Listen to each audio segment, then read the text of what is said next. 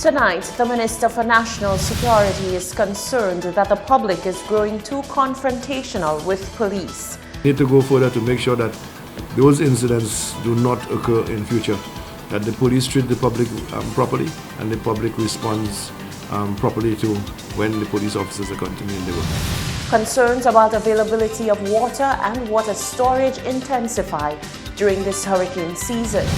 And St. Lucia eyes the French market for greater tourism gains. We have the details of these stories and more coming up.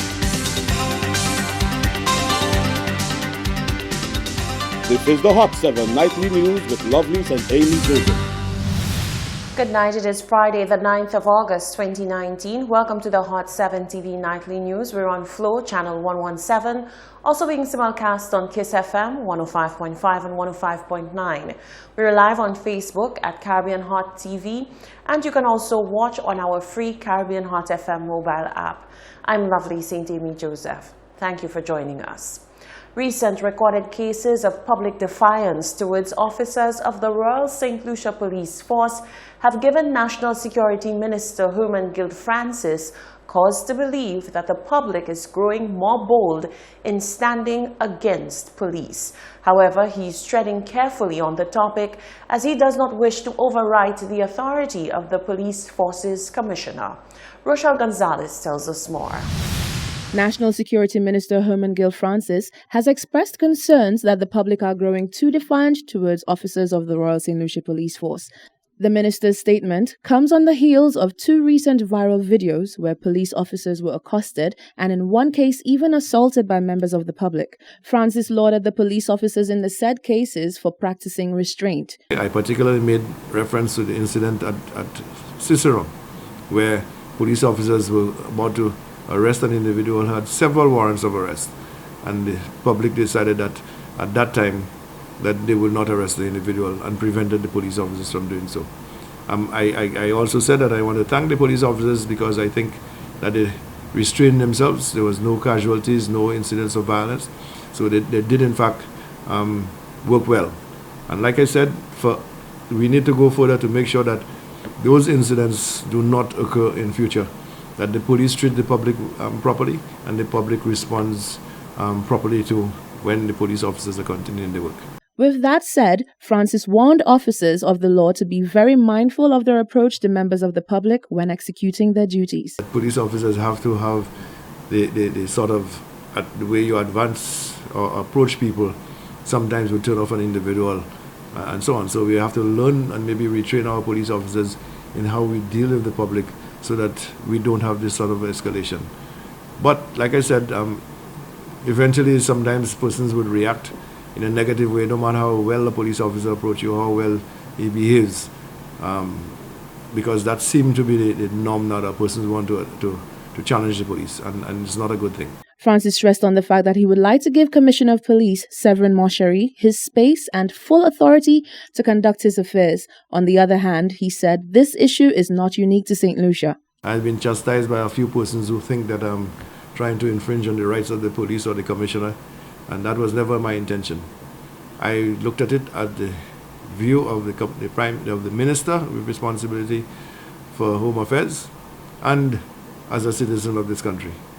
I know for a fact, even in Grenada, the commissioner was talking about the increase of offenses against police for this year.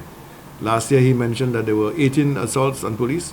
This year it has risen to 46%. So it's not only in St. Lucia it's happening. Okay, it's happening around the Caribbean. But I am interested in what is happening in St. Lucia, and I was just given advice that persons should not challenge police officers when they are performing their duty on the streets of St. Lucia. There are avenues where you can bring your reports to the bodies of the investigative bodies, or you can bring it to me as a minister, and I will involve the commissioner and see how best we can resolve the issue that you want to deal with. Francis said police officers must gauge their situations and react accordingly without resorting to unnecessary excessive force. Reporting for Hot 7 News, I'm Rochelle Gonzalez. A minibus driver is reaching out to not only fellow minibus drivers but to motorists on a whole to equip their vehicles with fire extinguishers for their own safety and the safety of passengers as well. Alexis Alexander, who also serves as the public relations officer of the Cicero Minibus Association, says there is no question whether extinguishers are necessities.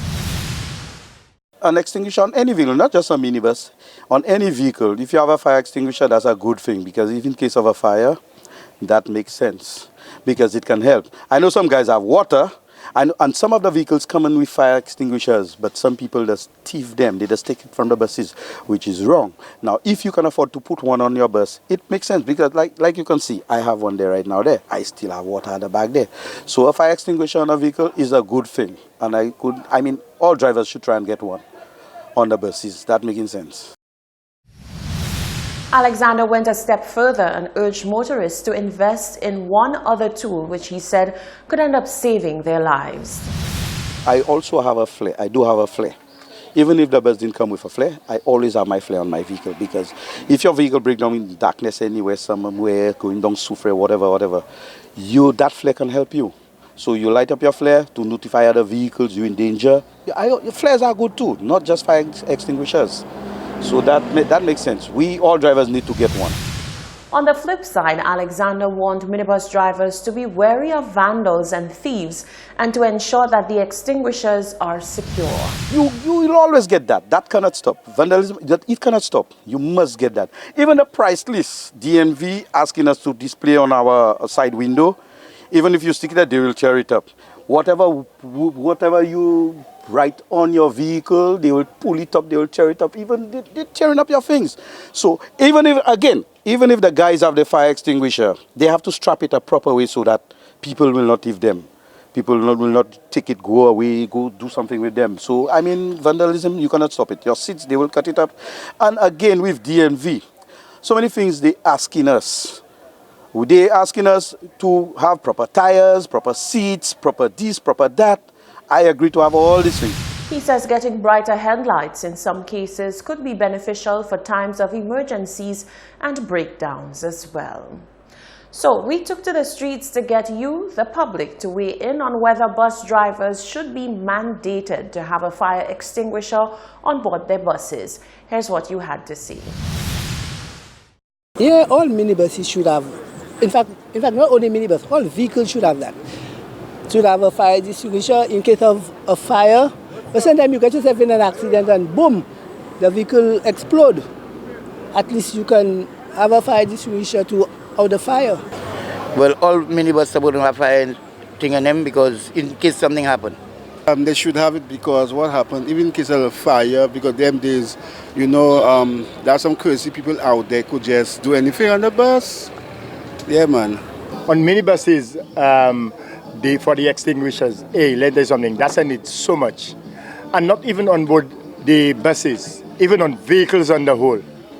Because sometimes you just catch on fire, it's like you panic and you do not know what to do. And if you have the fire extinguisher, at least you'll come out in something, Because if anything happens, in case of an emergency, like a fire, you may need a fire extinguisher to put out a fire if you cannot escape from the window or somewhere else. In case of an emergency, a bus end up in an accident, a fire happen. Passenger safety is paramount to the transportation services, and of course, I think all buses should be properly equipped with fire extinguishers in case of fire ignites. Also, there should be the usual inspection. They buy the good bricks. They are cheap bricks, which get hot and they can hold sometimes down the hills. Proper bricks, and then have a fire extinguisher in board. Another thing I want to stress on, I'd like to see the little children. My father's a bus driver himself. He never allowed little children to sit down by the window. So then the children extend their hands outside the window. They put their heads outside the window, and another vehicle can always easy to hit them and even cause death to them. So bus drivers should ensure that children should not be seated at the window, and this will help with the safety of commuters in St. Lucia. Those were your views. Now, still on the topic of public transportation, the Hot 7 TV team was elated when Leclerc minibus driver Sylvanus Modest, better known as Oliver, reached out to us to see why he runs one of the most popular buses on the stand. He is the first minibus driver to offer commuters Hot 7 TV's full HD quality TV. From the time I heard that television station would open, I already bought my television. And when they opened, I got my antenna, I download the app on my television, and I got Hot 7 TV. Modest says this not only makes trips more enjoyable for his passengers, but he too now spends his breaks enjoying full HD TV, compliments Hot 7 TV. Certain places when I pack, I watch my news, my movies, everything. And the passengers? Yeah, because the television in the back. So they're having a good time with Hot 7. Even my drivers come in and watch news. The minibus driver has seen the difference that Hot 7 TV makes in regards to his service and overall appeal, and he encourages other drivers to follow suit. That's the only bus that have Hot 7 in St. Lucia. Only bus. And I encouraging all other bus drivers to put Hot 7 in the bus. Put a TV, I can install it for them. I encouraging all drivers have Hot 7 in the buses. Well, Hot 7 TV is mobile in Leclerc with Oliver, so your daily commute just got hotter. This is the Hot 7 TV Nightly News. When we come back, a stroke of luck averts a major disaster as fire officials were having a training session in close proximity to the site of a fire. A flash flood guidance system is to be implemented by mid-2021, and Wasco wants you to avoid any unnecessary water woes. These stories and more when we return.